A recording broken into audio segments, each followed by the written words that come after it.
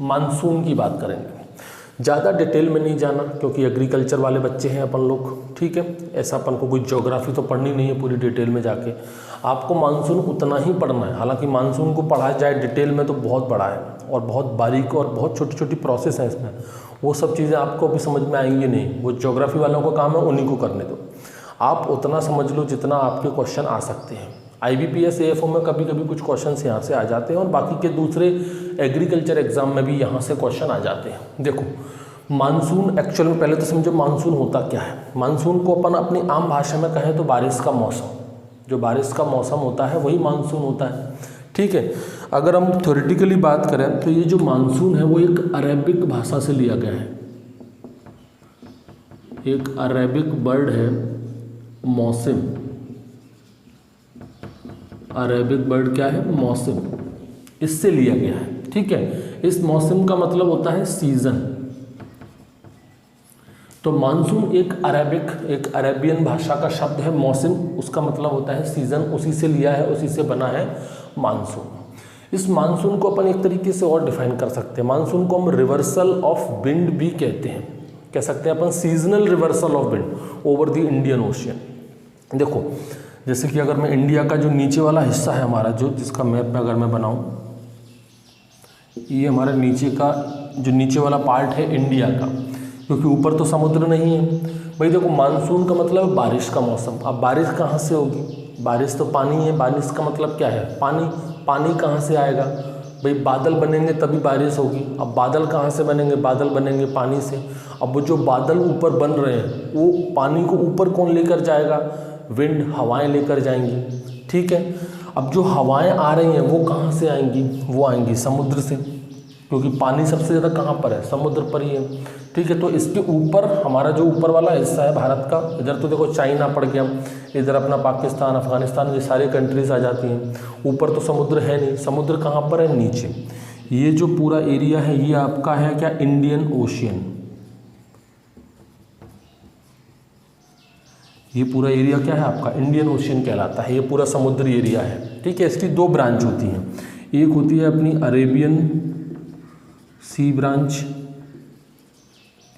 इस तरफ अपना अरेबियन सी पड़ता है, और एक इधर होती है अपनी bay of Bengal branch, bay of Bengal branch. तो ये जो इंडियन ओशियन है, हमारे भारत का जो समुद्र है, इंडियन ओशियन जो है, इसके ऊपर जब हवाओं में बदलाव होता है, जो सीजनल रिवर्सल होता है, मौसम के हिसाब से जो हवाओं में बदलाव होता है, कभी हवा इस डायरेक्शन में बहती है, कभी हवा उस डायरेक्शन में बहती है, उसको भी मानसून कहते हैं। जब यहाँ पर हवाओं का बदलाव होता है तो उसका प्रभाव पूरे, उसका इफेक्ट हमारे पूरे इंडियन ज्योग्राफी पर पड़ता है। बारिश होनी है नहीं होनी है सब कुछ यहीं से डिसाइड होता है। देखो यानी कि जो अपना मानसून है इसको अपन कह सकते हैं कि ये एक सीजनल रिवर्सल भी है। It is a seasonal reversal of wind, हवाओं का बदलना। कहाँ पर? Over the Indian ocean, over the Indian ocean. हमारे इंडिया का जो समुद्र है, अरेबियन सी ब्रांच और बे बंगाल ब्रांच, इनके ऊपर जब हवाओं में बदलाव होता है, जो विंड का जो हवाओं का जो डायरेक्शन है, उनकी जो दिशा है, जब वो बदलती है तब मानसून का मौसम आ जाता है, बारिश का मौसम आ जाता है। कैसे काम करता है? देखो बारिश का मौसम कब आता है अपना? जून से जुलाई में। अपना जो मुख्य मौसम है, मेन जो अपना बारिश का मौसम है वो कौन सा है? अपना साउथ वेस्ट मानसून। तो जो अपना कब आता है? जून से जुलाई में। उस वक्त भाई जून का मौसम है, गर्मी बहुत ज़्यादा होती है। उस वक्त सूरज कहाँ होता है? सन कहाँ पर होगा? इधर, ठीक है। कर्क रेखा पर एकदम बिल्कुल परपेंडिकुलर पड़ता है ना अपना, ठीक है। उधर अपना सूरज चलता है। अब देखो हवाएं जो होती हैं, अपनी जो विंड होती है ना, इनकी कुछ प्रॉपर्टी है। जैसे अपन को पता है कि जो हवाएं होती हैं वो हाई प्रेशर से लो प्रेशर की तरफ जाती हैं। जैसे गुब्बारे में हवा भर लो और फिर उस गुब्बारे को छोड़ दो तो हवा बहुत तेज़ी से बाहर निकलती है। मतलब हवा हमेशा, विंड जो होती है वो हमेशा हाई प्रेशर से लो प्रेशर की तरफ जाती है, हाई प्रेशर से लो प्रेशर की तरफ जाती हैं। जब हवाएं गर्म होती हैं तब वो फैलती हैं, प्रेशर कम हो जाता है। जब हवाएं ठंडी होती हैं तो वो सिकुड़ती हैं, प्रेशर बढ़ जाता है। तो बताओ सूरज यहाँ पर है तो हमारे भारत में क्या पड़ रही है, उस वक्त गर्मी होती है, सभी जगह गर्मी होती है, मई जून के मौसम में भयंकर गर्मी पड़ती है। तो जब मई जून के मौसम में गर्मी पड़ेगी तो हवाएं क्या रहेंगी, गर्म रहेंगी, तो वो फैलेंगी, यानी कि प्रेशर यहाँ पर कम हो जाएगा।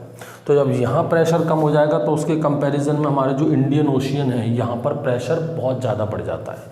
तो प्रेशर बहुत ज़्यादा बढ़ेगा तो सीधी सी बात है फिर हवा जो है वो हाई प्रेशर से लो प्रेशर की तरफ जाती हैं। तो जो हवाएं हैं यहाँ से समुद्र से कहाँ जाएंगी, अपने भारत की तरफ जाती हैं, हाई प्रेशर से लो प्रेशर की तरफ जाती हैं। अब होता क्या है, यहाँ पर पड़ता है अपना केरला, यहाँ पर ऊंची ऊंची पहाड़ियाँ हैं, ठीक है, पहाड़ियों की पूरी श्रृंखला है। जो सबसे ऊंची पहाड़ियाँ जो है अपनी यहाँ पर वो केरला से स्टार्ट होती है, फिर उसके बाद और कम ऊंचाई वाली पहाड़ियाँ, फिर उससे भी कम ऊंचाई, फिर उससे भी कम ऊंचाई, इस तरह की पहाड़ियाँ बनी हुई हैं। अब जब यहाँ से जो हवा आती है, अब भाई सीधी सी बात है, हवा कहाँ से आ रही है, इंडियन ओशियन से आ रही है, समुद्र के ऊपर से हवा बहेगी तो बहुत सारा मॉइस्चर अपने साथ लेकर जाती है। बस वो मॉइस्चर ही तो बारिश है, वो मॉइस्चर ही बादल बनाती है। तो होता क्या, जब ये हवा आती है तो हवा आके सबसे पहले कहाँ टकराती है, यहाँ केरला के जो पहाड़ हैं, ऊंचे ऊंचे माउंटेन हैं, वहाँ टकराती है और वहाँ से टकरा के सीधे कहाँ चली जाती हैं, ऊपर, और ऊपर जाके बादल बनाती हैं और वहाँ पर बारिश करती हैं। इसी वजह से यहाँ पर सबसे पहली बारिश जो होती है, फर्स्ट रेनफॉल जो होती है वो कहाँ पर होती है, केरला के अंदर होती है। अब आई बात समझ में, ठीक है। ये कौन सा मानसून कहलाता है, साउथ वेस्ट मानसून, इसको हम लोग कहते हैं साउथ वेस्ट मानसून। अब चूंकि पहाड़ियाँ बहुत ज़्यादा होती हैं, ये हवा यहाँ से टकरा कर बस यहीं से निकल जाती है, यहाँ से टकरा कर यहाँ से निकल जाती है। मतलब ये जो एरिया है अपना तमिलनाडु वाला और कुछ एरिया आंध्र प्रदेश का, वहाँ पर साउथ वेस्ट मानसून होती ही नहीं है। सोचो, कहने के लिए हम कहते हैं साउथ वेस्ट मानसून, लेकिन जो दो मुख्य स्टेट हैं तमिलनाडु और आंध्र प्रदेश, वहाँ पर इसकी कोई भी बारिश नहीं होती। क्यों नहीं होती, इन पहाड़ों की वजह से। केरला की जो ये तटीय वाली जो पहाड़ियाँ वो इतनी ऊंची होती हैं कि हवाएं उधर जा ही नहीं पाती, वहीं पहाड़ियों से टकरा कर बारिश वहाँ केरला में कर देती हैं। इसलिए साउथ वेस्ट मानसून की सबसे पहली बारिश जो होती है वो केरला के अंदर आती है। ऐसा बिल्कुल एकदम फिक्स टाइप का समझ लो, हर साल जो अपना फर्स्ट वीक रहता है, अपना जो पहला हफ्ता होता है जून का, वहाँ पर केरला में बारिश आ जाती है और यहीं से डिसाइड हो जाता है। जब केरला के अंदर बारिश आ जाती है तो हम समझ जाते हैं कि बस अब कुछ दिनों के अंदर पूरे भारत में बारिश होने वाली है, ठीक है। और मिड जुलाई तक होते होते ऑल ओवर इंडिया, पूरे भारत में बारिश का मौसम शुरू हो जाता है। शुरुआत कहाँ से होती है, केरला से होती है। कारण क्या है, ऊंची ऊंची पहाड़ियाँ, ठीक। रह क्या जाता है यहाँ पर, पूरा ये तमिलनाडु और कुछ पार्ट आंध्र प्रदेश का रह जाता है, ठीक है। यहाँ पर बिल्कुल भी बारिश नहीं होती साउथ वेस्ट मानसून की। ये जो साउथ वेस्ट मानसून वाली बारिश है ये कब से कब तक चलती है, ये जून से लेकर सितंबर तक चलती है, ठीक है। ये इसका ड्यूरेशन है, जून से लेकर सितंबर तक, ठीक है। सबसे ज़्यादा बारिश यहाँ पर हो जाती है, लगभग 75% से ज़्यादा, और ऑन एन एवरेज हम बात करें तो लगभग 80% बारिश ऑफ टोटल रेनफॉल। इंडिया के अंदर जो टोटल रेनफॉल होती है, जो कुल बारिश होती है, उसका 80% बारिश जो है वो केवल साउथ वेस्ट मानसून से ही हो जाती है। यानी अकेला साउथ वेस्ट मानसून ही 80% बारिश करता है, जो टोटल बारिश इंडिया के अंदर होती है उसका, ठीक है। अब जैसे कि मैंने बताया साउथ वेस्ट मानसून की दो ब्रांच हैं, पहली ब्रांच अरेबियन सी ब्रांच और दूसरी ब्रांच कौन सी है, बे ऑफ बंगाल ब्रांच। ये जो अरेबियन सी ब्रांच है ना, ये लगभग 770 mm बारिश करती है। कितना, 770 mm। और ये बे ऑफ बंगाल ब्रांच है, ये करती है आपकी लगभग 340 mm बारिश। ये जो अरेबियन सी वाली ब्रांच है ये इधर से जाएगी, पहाड़ियों से टकरा के जैसी जगह मिलेगी उधर, फिर पहाड़ियों से टकराएगी, यहाँ बारिश करेगी उधर, यानी कि ये इस तरफ वाले पोर्शन को कवर करेगी। ये जो है वो इस तरफ वाले पोर्शन को जो है वो कवर करके जाती है। यानी कि ये जो अरेबियन सी वाली ब्रांच है ये दिल्ली तक जाती है। दिल्ली में भी जो मानसून आता है वो इस अरेबियन सी वाली ब्रांच का आता है, ठीक। वहाँ पर इधर भी देखो बे ऑफ बंगाल में भी क्या होता है, यहाँ पर भी ऊंची ऊंची पहाड़ियाँ होती हैं, तो यहाँ पर भी जो हवाएं होती हैं वो यहाँ से टकरा के यहाँ से निकल जाती हैं। मतलब तमिलनाडु और आंध्र प्रदेश वाला एरिया फिर रह जाता है। तो साउथ वेस्ट मानसून की बिल्कुल भी बारिश तमिलनाडु और आंध्र प्रदेश में नहीं होती, ठीक है। यहाँ से निकल जाएगा आपका एरिया इधर, यानी कि ये जो अपना बे ऑफ बंगाल वाली ब्रांच है इसकी बारिश आसाम तक जाती है। आसाम कहाँ पड़ता है अपना, इस तरफ। आ गई बात समझ में। दो ब्रांच हो गई साउथ वेस्ट मानसून की, एक अरेबियन सी ब्रांच और एक bay of Bengal branch. Arabian sea branch लगभग 770 mm तक बारिश करती है और बे ऑफ बंगाल ब्रांच लगभग 340 mm तक बारिश करती है। ये आसाम तक जाती है और अरेबियन सी वाली ब्रांच ये दिल्ली तक बारिश करवाती है। ठीक है, यही और यही जो आपका है साउथ वेस्ट मानसून, इसी से आपकी जम्मू कश्मीर तक बारिश हो जाती है। ठीक, इतनी बात समझ में आ गई। अब क्या होता है, सितंबर का महीना आ गया। अब जब सितंबर का महीना आ गया, पृथ्वी गोल गोल घूम रही है। तो जब ये पृथ्वी ऐसे गोल गोल घूमेगी, सूरज वहीं अपनी जगह पर है, जब ये पृथ्वी गोल गोल ऐसे घूमेगी तो क्या होगा, ये सूरज की रोशनी फिर सबसे ज़्यादा कहाँ पड़ने लगेगी, इस अरेबियन सी ब्रांच पर। भाई सितंबर के बाद थोड़ी सी सर्दियाँ स्टार्ट हो जाती हैं, मौसम ठंडा होने लगता है। तो जब ये गोल गोल घूमेगी, मतलब ये वाला जो हिस्सा है वो सूरज के उस तरफ आ जाएगा। थोड़ा समझो इसको, 3D टाइप में समझो। अभी देखो क्या है, ये पृथ्वी ऐसे है, सूरज वहाँ पर है, तो पूरी रोशनी कहाँ पड़ रही है, अपनी भारत पर पड़ रही है, गर्मी का मौसम है। तो जैसे सितंबर तक आएगा, सितंबर अक्टूबर तक पहुँचेंगे, ये घूमकर, ये पृथ्वी जो है वो घूमकर उस तरफ पहुंच जाएगी। तो सूरज की रोशनी सबसे ज़्यादा कहाँ पड़ेगी, फिर इस समुद्र पर पड़ेगी। यानी अपना भारत में क्या पड़ने लगेगी, फिर ठंड पड़ने लगेगी, ठंडा मौसम हो जाएगा। तो जब ठंडा मौसम हो जाएगा तो जो हवाएं हैं वो सुकड़ने लगेंगी, मतलब प्रेशर ज़्यादा हो जाएगा। और ये जो समुद्र वाला एरिया है, यहाँ पर क्या होगा, प्रेशर कम हो जाएगा, मतलब फिर वापस हवाएँ लौट कर आएंगी। जो हवाएँ गई थी वही हवाएँ फिर वापस लौट कर आएंगी। अब समस्या ये है कि जब ये हवाएं वापस लौट कर आती हैं तो जहाँ से लौट कर आएंगे वहाँ समुद्र तो है नहीं, इसलिए इतनी ज़्यादा अमाउंट में बारिश नहीं होती। वहाँ पर कुछ नदियाँ हैं, गंगा नदी हैं, बड़ी बड़ी नदियाँ हैं, वहीं से बारिश लेकर आती है। ठीक है, क्योंकि लौट कर आ रही है। अगर मान लो इधर भी समुद्र होता तो इतनी ही बारिश फिर होती लौटने में। तो ये जो लौट कर आती हैं, नॉर्थ डायरेक्शन से लौट कर आती हैं और ऐसे ईस्ट डायरेक्शन से होते हुए वापस एंटर करती हैं, इसलिए इसको नॉर्थ ईस्ट मानसून भी कहा जाता है। इसको क्या कहा जाता है, नॉर्थ ईस्ट। यानी एक मानसून तो हो गया साउथ ईस्ट, जो सबसे मेजर मानसून है भारत का, और दूसरा होता है अपना नॉर्थ ईस्ट मानसून। ठीक है, ये वही हवाएं हैं, ये जो जहाँ से गई थी वही हवाएं अब वापस लौट कर आ रही हैं। ठीक है, तो जब वापस लौट कर आएंगे तो फिर वो हवाएं फिर नदियों के ऊपर से गुजरेंगी, अलग अलग नदियों से। अब यहाँ पर समुद्र नहीं है, ध्यान रखना, यहाँ पर नदियों से बारिश होगी, तो नदियों के ऊपर से गुजरेंगी, तो फिर मॉइस्चर ले जाएंगे, फिर पहाड़ों से टकराएंगे, फिर बारिश होगी। अब यहाँ से जो हवाएं लौट कर आएंगी ना, वो इधर भी पहाड़ है और इधर भी पहाड़ है, मतलब पहाड़ों के बीच में से होती हुई जाएंगी ये हवाएं। इसलिए ये जो हवाएं हैं वो तमिलनाडु और आंध्र प्रदेश में बारिश करती हैं। यानी कि ये नॉर्थ ईस्ट मानसून ये है, यहीं से तमिलनाडु और आंध्र प्रदेश के अंदर बारिश होती है। मैक्सिमम बारिश जो होती है वो तमिलनाडु के अंदर होती है, लगभग 600 से लेके 800 mm बारिश होती है मैक्सिमम, किसकी, नॉर्थ ईस्ट मानसून की। और सेकंड नंबर पे आपका आंध्र प्रदेश है, लगभग 400 mm बारिश आंध्र प्रदेश में होती है, नॉर्थ ईस्ट मानसून। ये जो नॉर्थ ईस्ट मानसून है ये लगभग 15% रेनफॉल करता है ऑफ टोटल रेनफॉल। इंडिया के अंदर जो टोटल बारिश होती है उसका 15% बारिश इससे होती है। 80% इसकी हो गई, 15% इसकी हो गई, अब बचती है 5%। ये समझ में आ गया नॉर्थ ईस्ट मानसून। ये हवाओं के बदलाव से, मैंने कहा ना सीजनल, इसलिए तो मानसून को क्या कहते हैं, सीजनल रिवर्सल। मौसम बदला, हवाएं बदली, मानसून भी बदल गया। ठीक है, इसलिए जो नॉर्थ ईस्ट मानसून होता है इसको हम लोग रीट्रीटिंग मानसून भी कहते हैं, रीट्रीटिंग मानसून भी कहते हैं। ठीक है, इसमें जो बारिश होती है उसको साइक्लोनिक रेनफॉल भी कहते हैं। चक्रवात बहुत आते हैं इस मानसून के अंदर, इसलिए इसको साइक्लोनिक रेनफॉल भी कहा जाता है। क्लियर हुआ।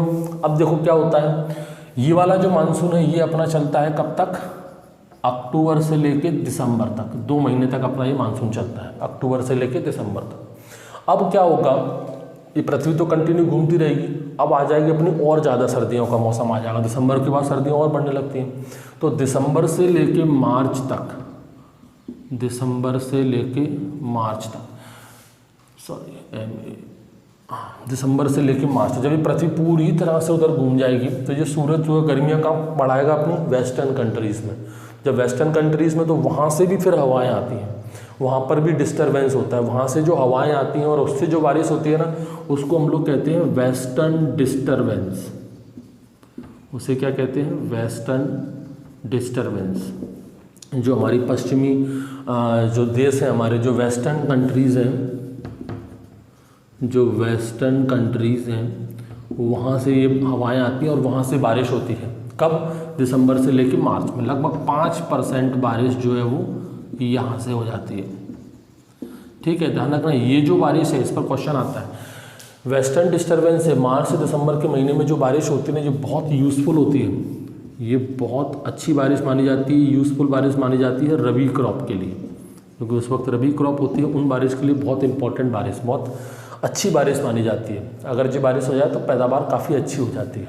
ठीक है, इस बारिश को हम लोग मावट भी बोलते हैं, हिंदी में अपनी आम भाषा में भारत में क्या बोलते हैं इसको? मावट। इस पर क्वेश्चन आ चुका है। ठीक है, तो ये मावट जो होता है वो वेस्टर्न डिस्टर्बेंस की वजह से ही होता है। दिसंबर और मार्च के महीने में ये बारिश थोड़ी बहुत, कभी कभी देखा अपने जनवरी में हल्की फुल्की बारिश हो गई, तो वो जो बारिश हुई है वो ना साउथ वेस्ट मानसून की हुई है ना नॉर्थ ईस्ट मानसून की हुई है। वो बारिश कौन सी होती है? आपकी वेस्टर्न डिस्टर्बेंस वाली बारिश होती है। ठीक है, तो ये अपना मानसून हो गया। ठीक है, अपने बेसिक चीज़ें कर ली हैं और यहीं से क्वेश्चन आपके बनते हैं IBPS AFO में और दूसरे एग्रीकल्चर एग्जाम में। इससे ज़्यादा डिटेल में आपको नहीं जाना है। बारिश की अगर मैं बात करूं तो इंडिया के अंदर जो टोटल प्रेसिपिटेशन होता है, टोटल प्रेसिपिटेशन का मतलब जो टोटल बारिश नीचे गिरती है वो कितनी है? तो इंडिया के अंदर जो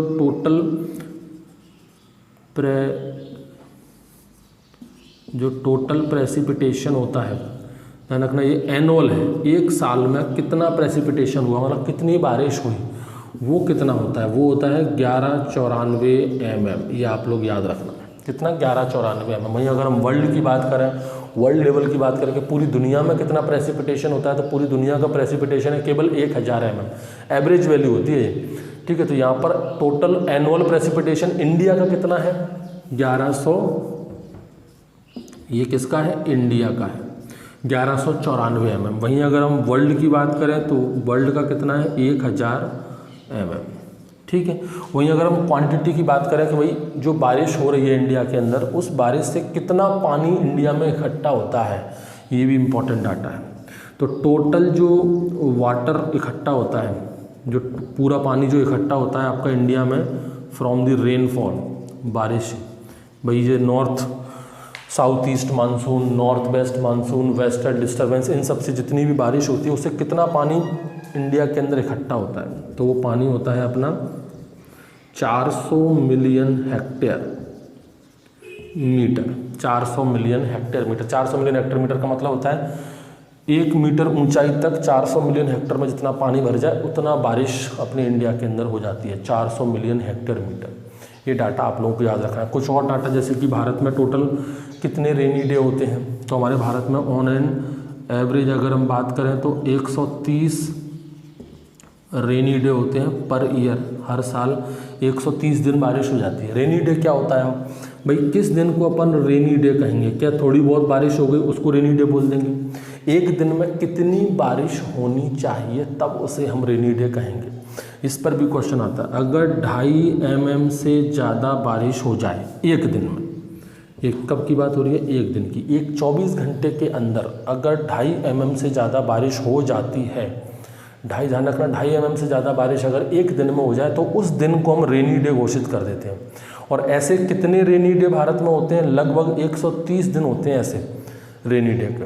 ठीक है, आ गई बात समझ में। अब ये तो मिनिमम 2.5 mm है, 2.5 mm से कहीं ज़्यादा भी हो जाती है, कभी कभी 3 mm भी होती है, कभी 3.5 mm, कभी बहुत ज़्यादा हो जाती है। ठीक है, तो ये क्राइटेरिया आप लोग याद रखना। रेनी डे कब कहेंगे? जब 2.5 mm से ज़्यादा बारिश हो जाए। और ऐसे कितने रेनी डे भारत में होते हैं? लगभग 130 रेनी डे। क्लियर? अब देखो, एक आर्टिफिशियल रेनफॉल भी होती है। कई बार हम लोग, बादल तो होते हैं लेकिन वो बरसते नहीं हैं, तो हम लोग क्या करते हैं? आर्टिफिशियल रेनफॉल कराते हैं, खुद से बारिश करवाते हैं। कुछ उनमें केमिकल ट्रीटमेंट देकर वहाँ से उन बादलों को बरसा देते हैं। कई बार ऐसा होता है। ठीक है, वहाँ से क्वेश्चन भी आते हैं आर्टिफिशियल रेनफॉल से। Artificial rainfall, artificial rainfall. अब देखो आर्टिफिशियल रेनफॉल, यहाँ पर क्या करते हैं भाई हम? एप्लीकेशन ऑफ फॉरेन मटेरियल या application of chemical, application of foreign material into the cloud. जो बादल होते हैं, जो हमारे बरसते नहीं है, बादल तो हैं लेकिन बरस नहीं रहे, उन बादल में हम लोग हवाई जहाज़ की मदद से, हेलीकॉप्टर की मदद से फॉरेन मटेरियल का इनकॉर्पोरेशन करा देते हैं, कुछ केमिकल ट्रीटमेंट करा देते हैं जिससे बारिश हो जाती है। ठीक है, तो इस तरह की जो चीज़ होती है इसको हम क्लाउड सीडिंग भी बोलते हैं। इसको क्या बोलते हैं? Cloud seeding. इसको हम क्या बोलते हैं? क्लाउड सीडिंग या क्लाउडिंग। चलो ING हटा दें। इसको क्या बोलते हैं हम लोग? क्लाउड सीडिंग भी कहते हैं। ये बड़ा इंपॉर्टेंट टर्म है, क्लाउड सीडिंग। ठीक है, किसी भी बादल जो कि बरस नहीं रहा है उसमें अगर हम कोई केमिकल ट्रीटमेंट कराकर बारिश कराते हैं, जिसको हम आर्टिफिशियल रेनफॉल भी कहते हैं, उसे और क्या बोलते हैं? Cloud seeding. तो ये जो क्लाउड सीडिंग होती है वो दो तरह की होती है, यहाँ से क्वेश्चन आता है।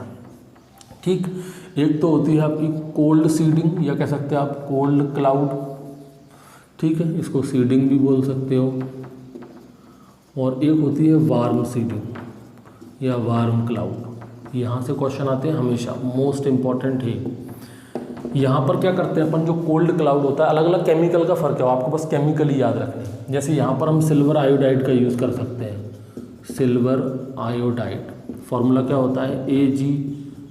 सिल्वर आयोडाइड का यूज़ करो तो कोल्ड क्लाउड बनेगा, कोल्ड सीडिंग होगी। ठीक है, इसके अलावा आप यहाँ पर ड्राई आइस का भी यूज़ कर सकते हो। ड्राई आइस का मतलब होता है कार्बन डाइऑक्साइड। कौन सी कार्बन डाइऑक्साइड? रेफ्रिजरेटेड, ठंडी कार्बन डाइऑक्साइड, -80 डिग्री सेल्सियस वाली कार्बन डाइऑक्साइड, उसको कहते हैं ड्राई आइस। उसका भी यूज़ कर सकते हो।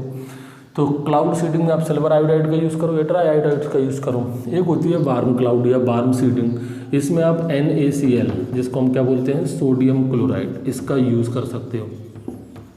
ठीक है, ये इंपॉर्टेंट चीज़ें, ये आपको याद रखनी है। ठीक है, वार्म क्लाउड और कोल्ड क्लाउड। तो ये तो हो गया आपका आर्टिफिशियल रेनफॉल। एक आपने सुना होगा एसिड रेन, ये भी इम्पॉर्टेंट है, कभी कभी यहाँ से भी क्वेश्चन आ जाता है। एसिड रेन क्या होता है? देखो, बारिश का पानी जो होता है वो 100% डिस्टिल्ड वाटर होता है। एक बात हमेशा याद रखना, बारिश का पानी जो है वो सबसे शुद्ध पानी माना जाता है, 100% डिस्टिल्ड वाटर। लेकिन होता क्या है, जैसे कि मान लो ये तो रही अपनी पृथ्वी, ठीक है, ये अपनी क्या है? अर्थ सरफेस है। ठीक, ये रहे अपने बादल, क्लाउड। अब होता क्या है, हमारा जो क्लाउड और अर्थ के बीच में जो हमारा एटमॉस्फेयर है, ये एटमॉस्फेयर पॉल्यूटेड है। ये एटमॉस्फेयर कैसा है? पॉल्यूटेड है। इसमें बहुत सारा पॉल्यूशन है, बहुत सारी गंदगी है। अगर ये जो एटमॉस्फेयर है इसमें अगर NO2 या फिर SO2 का कंसंट्रेशन ज़्यादा हो जाए, NO2 और SO2, ये सब NO2 SO2 ये बहुत हैवी पॉल्यूटेंट होते हैं। अपने जो ऑटो व्हीकल्स होते हैं, अपने जो बाइक हम चला रहे हैं, धुआं निकल रहा है, कार चला रहे हैं, धुआं निकल रहा है, फैक्ट्रीज चल रही हैं, ये सब पॉल्यूशन क्रिएट करती हैं। तो ये जो बीच का जो अपना एटमॉस्फेयर है ये पॉल्यूटेड हो जाता है। अगर उस एटमॉस्फेयर में NO2 और SO2 का कंसंट्रेशन ज़्यादा बढ़ जाए तो क्या होगा? जब यहाँ से बारिश होगी, ये बारिश मतलब वाटर, तो वो H2O जो होगा वो इनसे रिएक्ट करेगा, NO2 और SO2 से रिएक्ट करेगा। तो जब NO2 और SO2 से रिएक्ट करेगा तो जो बारिश का जो पानी होगा उसमें क्या मिक्स हो जाएगा? H2SO4। क्या मिक्स हो जाएगा उनके अंदर मिक्स हो जाएगा यहाँ पर H2SO4। क्लियर हुआ ये अपना? ठीक है, इसके अलावा यहाँ पर आपका ऐसे जो NO2 है, ठीक है, इस NO2 के संग H2O मिलता है, तो यहाँ पर अपना एक तो बन जाएगा HNO3। ये है अपना सबसे ज़्यादा important H2SO4। Clear? Sulphuric acid जिसको बोलते हैं, जो सबसे ज़्यादा एसिडिटी यही बढ़ाता है, H2SO4। और NO2 है तो उससे बन जाता है आपका HNO3। ये दोनों डाटा आप लोग याद रखना। तो एसिडिक रेन में क्वेश्चन यहाँ से ये आता है कि एसिडिक रेन में कौन सी चीज़ होती है जो एसिडिक नेचर बढ़ाती है?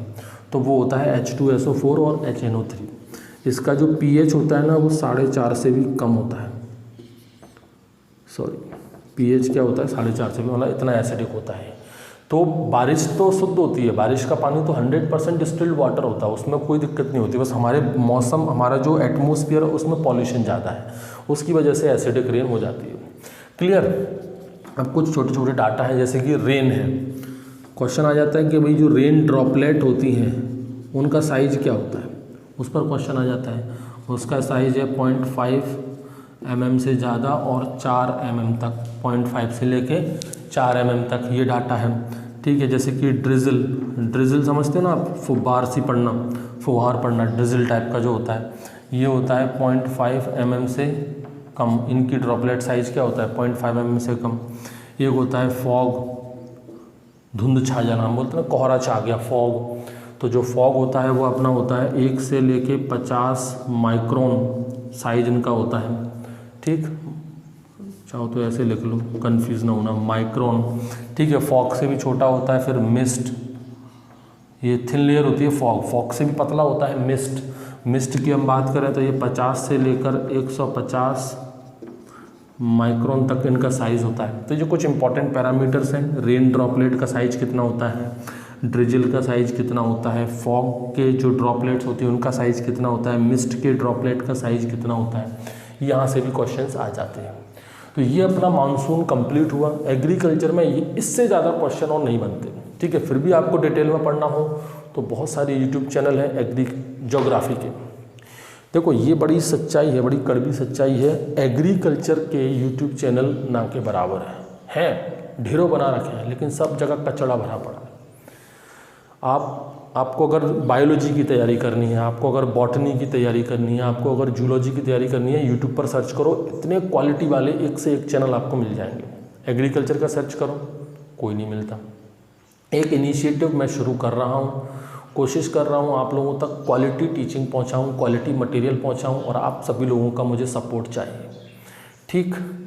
तो अगर इसी तरह से अपनी टीचिंग चलती रहे, आप लोगों का सपोर्ट मिलेगा तो मुझे मोटिवेशन मिलेगा, मैं और ज़्यादा मोटिवेट होऊंगा आप लोगों को पढ़ाने के लिए, ठीक है। तो आज पहली बार मैं आप लोगों से बोल रहा हूँ, शेयर करो वीडियो को, ज़्यादा से ज़्यादा लोगों तक पहुँचाओ, ज़्यादा से ज़्यादा लोग जुड़ेंगे तो मुझे मोटिवेशन मिलेगा, मैं और अच्छी अच्छी वीडियोज़ लेकर आऊँगा, ठीक है। तो ये अपना मौसम का, अपना मानसून वाला चैप्टर भी फिनिश हो गया।